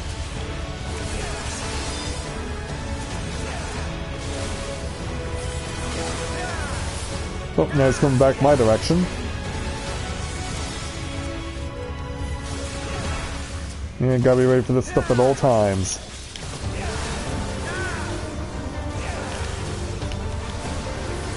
Load it up. Oh, claws. Claws on the field. Try and kill them off as fast as we can. Once, twice. Come on, go, go, go. Got it. Alright, all's clear with them. They're no longer a threat. They're no longer a threat, and I can reapply my Below the Dragon. Well, that's after I set you over here.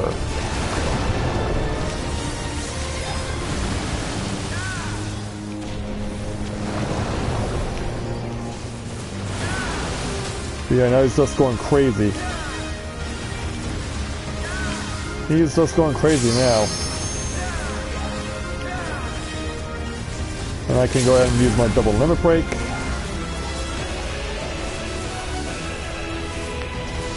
Take off 9% more. And I'll still have enough time if this goes...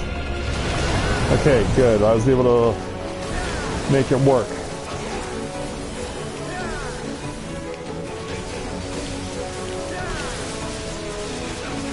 Yeah, he's just shooting his molten silk everywhere and making a nasty mess.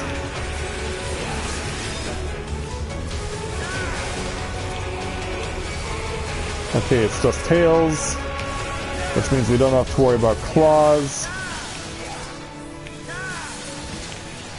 Right, you're gone.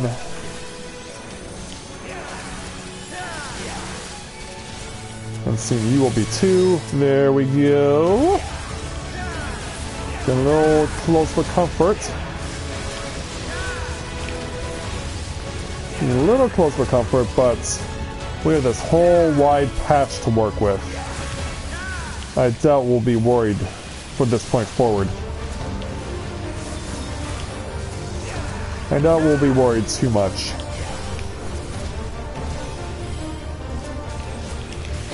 One last piece of Blood of the Dragon to bring us home.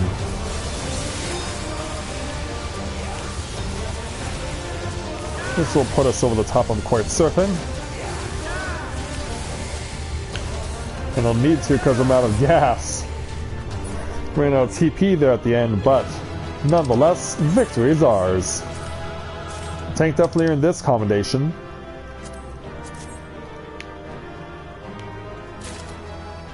And I got the coat. And I will definitely take it. Success for us. Okay, take care there, Brandon. Thanks for coming to pay us a visit. We'll see you next time.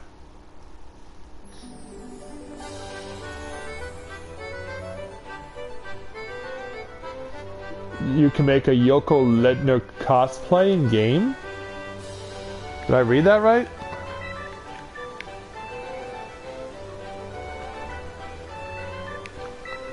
Well, it'll be interesting to see how you actually do that.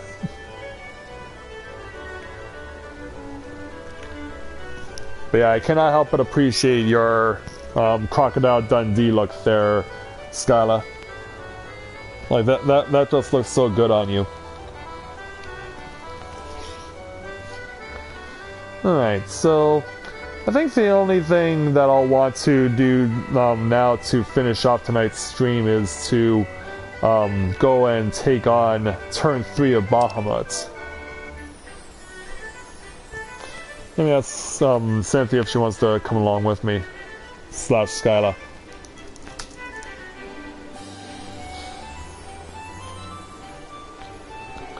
Come on, keyboard. Come on, keyboard. Do something.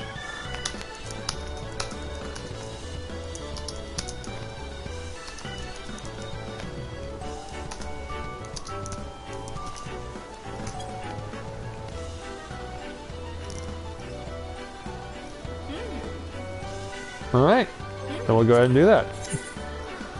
Alright, so clear selection, of course. Undersized party. And then we'll go ahead and take on turn 3. Because Matthia needs this for his Wondrous Tales.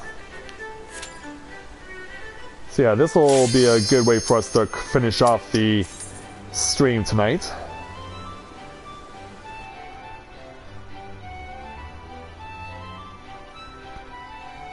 So away we go.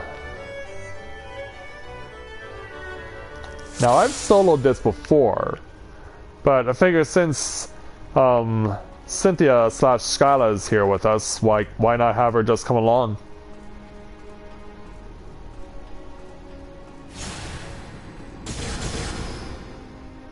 I mean, it kind of makes sense, right? Oh wow.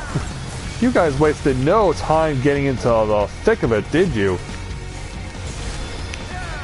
Like, you didn't even wait for us to show up. The moment we landed, you're like, boom, welcoming party.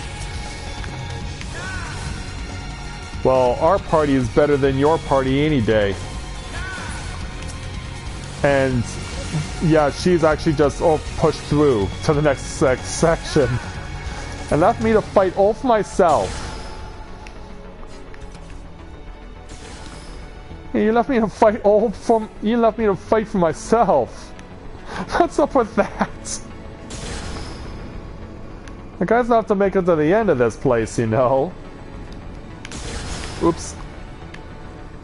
Crap, I stepped on the wrong spot. Sorry. But yeah, payback for you leaving me behind to fight those monsters alone. I got my revenge. Yeah, you left me to fight all those monsters alone. I got my revenge by sending you the wrong way.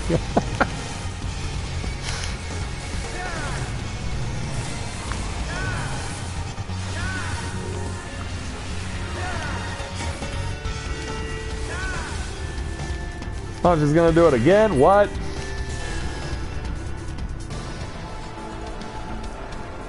Alright, well, here I come.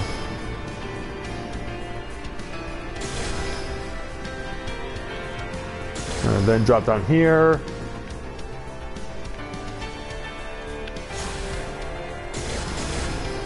We gotta move over here. Now she's gonna try and step through again.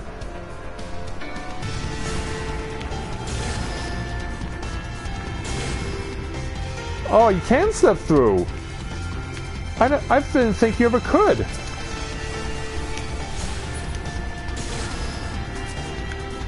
Oh, come on, really? Launch me. Yeah, I didn't think you ever could step through there without having to fight. It's like, why are you leaving me alone there, Cynthia? What's the deal?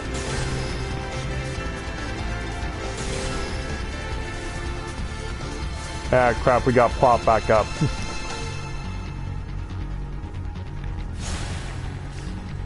I think that's gonna take you back to 6, isn't it?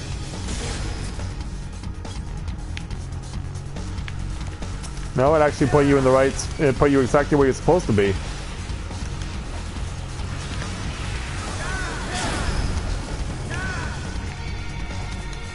Yeah, let's get rid of this thing. Because I don't want it following us. Speaking of things following...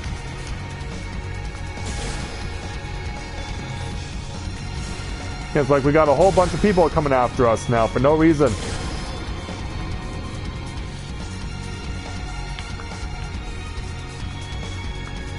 Yeah, the chase is on. In fact, I think we were actually followed. Yeah, we were. We were followed. Crap. Those things actually chased us. And here's the thing. They still are. They're still chasing us.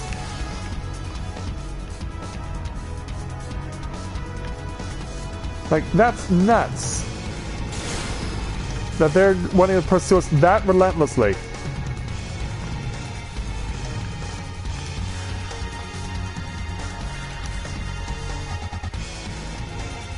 But yeah, eventually we're gonna have to make the decision here. You sure?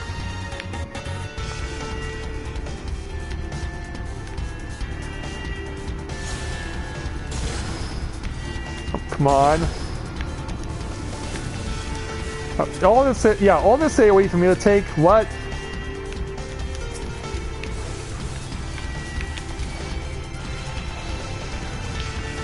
But yeah, I'll distract them. You deactivate the terminal. Hopefully.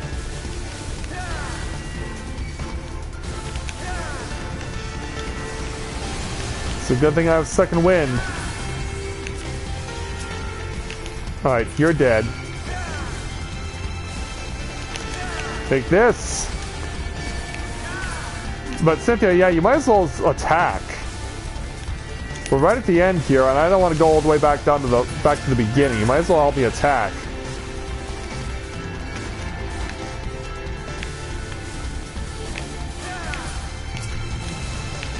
Oh, you're kidding. Well, it doesn't matter. We're declared winners. We're declared winners. Let's go. We won. Let's go. Let's go home. But yeah, I never knew you could actually run from battle in that place. I thought you were committed to fighting an enemy, whether you wanted to or not. Which is why I always fought every single one that I saw. That's crazy. Yeah, so, and yeah, I kind of made myself a decoy there while having Cynthia, while having Cynthia run away. Well, in any event, let's be on our way out of the gold saucer and we'll complete our stream back at home.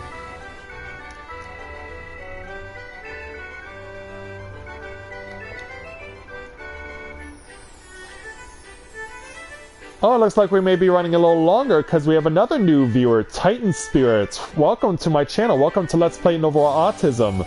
It's nice to meet you. Welcome to this evening's webcast. Is now a good time to get into the game? Well, considering that we're about to have the game's second expansion introduced this summer, I would probably say that, yeah, it is definitely a good time to get into the game because you have an opportunity to not only play the entire course of the first version of this game, A Realm Reborn, and the current expansion, Heavensward, but now when summer comes around, you'll also have the opportunity to play expansion number 2. So there is definitely going to be a lot of content for you to enjoy there, Titan, and believe you me when I say that you will have no shortage of things that you'll be able to get to do over the course of this game that you will enjoy. But for me, it's been worth it because I've been playing this game for 3 years now. And so I can say from personal experience that can definitely say with certainty that it has been worth it for me. It's just a matter of whether or not you ultimately decide that it's worth it for you. There is a 14-day... something else I did not mention to the other people who are also curious. There's also a 14-day free trial version of this game.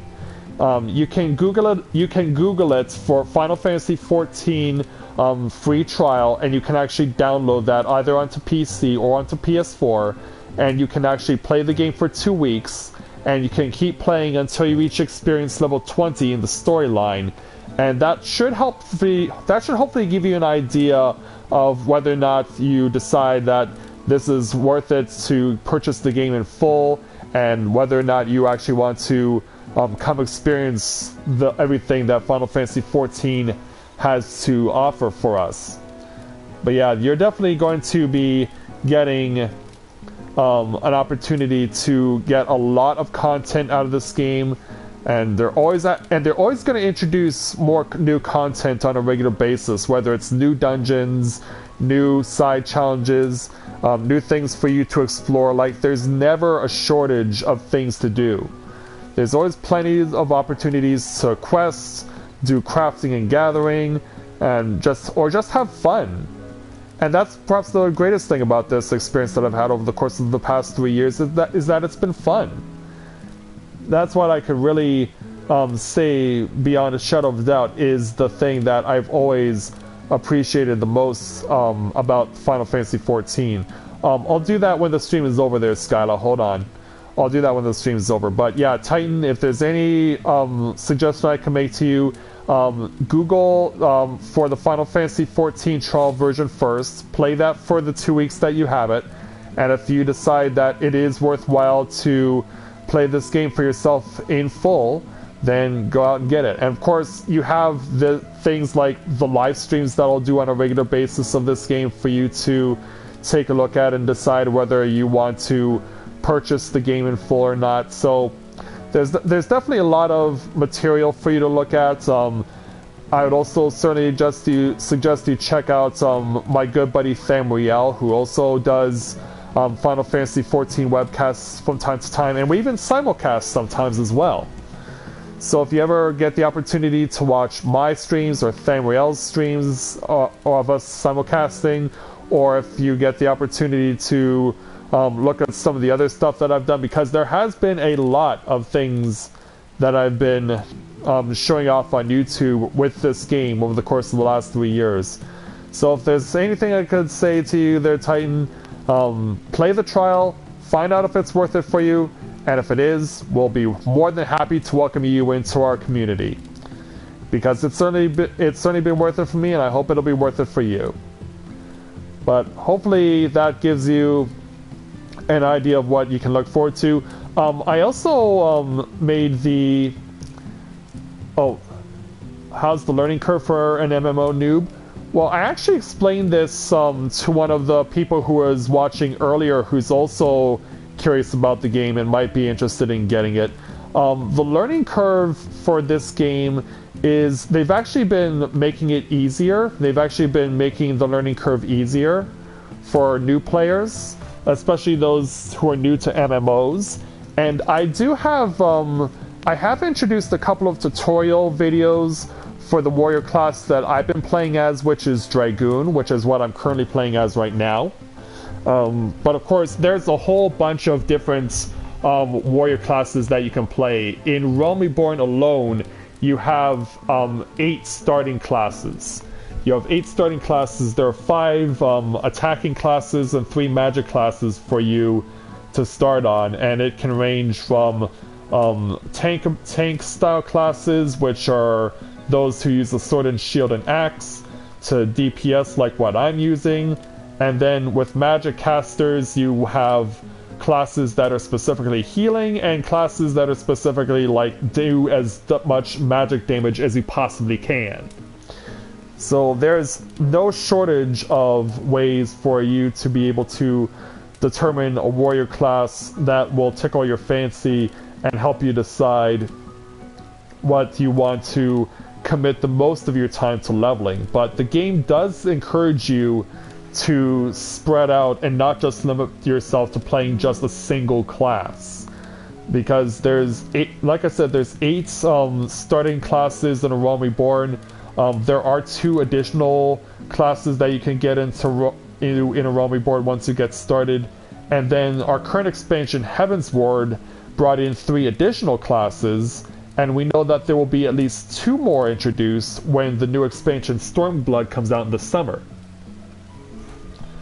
But yeah, as far as learning curve is concerned, they've definitely have been, over the course of the past 3 years, simplifying it so that it can help new players get accustomed to the game more easily. And the way that the battle system is set up, depending on whether you're a mage or an attacker, it can really it can be really simple. Like for example, on monk, for example, on this warrior class, the system is set up so that you'll learn how to do what's known as a rotation. Your default ability at level 1 on monk, and your default ability, and this is for the monk slash pugilist. Pugilist is what you start out as, but then you can enhance it into a monk. So you would have the ability to use an ability like boot shine, and then for your next move, it would automatically make you do. If you wanted to keep a rotation going, you would have to automatically do the level 2 ability. In fact, I should probably get that out right now. I'm gonna put True Strike here for now. But yeah, it would be set up where you would use boot shine, and then to continue the rotation, it would ask you to use True Strike and only True Strike, and then you would have to use the third part of the rotation, which would be Snap Punch down at the bottom here. But yeah, if you're wanting to learn how to do rotations in MMOs, especially this one, Pugilist slash Monk is a really good way to learn the basics, because you get the Boot Shine, True Strike, and Snap Punch very early on. And then every other ability that you can get on top of that is just a way for you to be able to branch out and do different variations into your rotations to make you even more versatile of an attacker. So there's no lack of ways that you can be able to learn how to fight in this game. It's basically comes down to one very simple question, and that is, what is the type of warrior class that you feel will best suit your style of how you want to play the game? And that's something that you'll get to ultimately decide once you pick up the game for yourself. It's definitely something that you'll and even when you do the character creation, which unfortunately I can't show you because for some reason if I go into character creation, it will block out my screen for you guys who are watching the stream, and you won't be able to see me creating the character. But it will give you, when you're choosing your warrior class, it will give you a basic description of how each of the warrior classes works, so you can make an informed decision on what you want to play as. But ultimately, it's up to you on what you want to be when you play this game. So I hope that helps to give you a better idea there, Titan, of what exactly is entailed in doing battles here in this game. And like I said, I have a couple of tutorial videos for the warrior class that Matthia is currently, which is Dragoon. So it will give you an idea of how combat will work if you're an attacker. Obviously, if you're a mage, they have their own separate rotations, and they have their own different systems on how to do attacking, so they definitely have, like I said, they've helped to ease the learning curve for first-timers, but you'll definitely pick it up quite quickly, I'm sure, because once you understand how each ability works, and you incorporate that into your repertoire, then you'll be able to figure it out very quickly, I'm quite certain. I mean, admittedly for me, it did take me, because I was not familiar. I had played MMOs before this one, but never ones that had the implementation of attack rotations. So when I came into this game for the first time, and I started playing it, and I was completely unfamiliar with attack rotations, I was like, wow, how do I do this? How do I do that? Because I really didn't know how to use them as part of combos. Because that's what a rotation is. A rotation is essentially a combo of attacks.